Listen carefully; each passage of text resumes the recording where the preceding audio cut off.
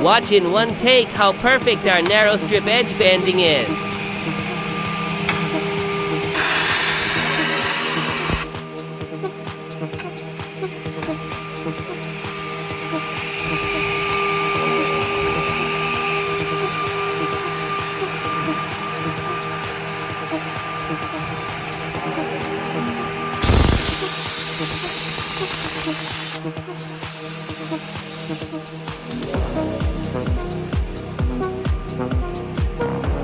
Look how well this edge banding detail is done.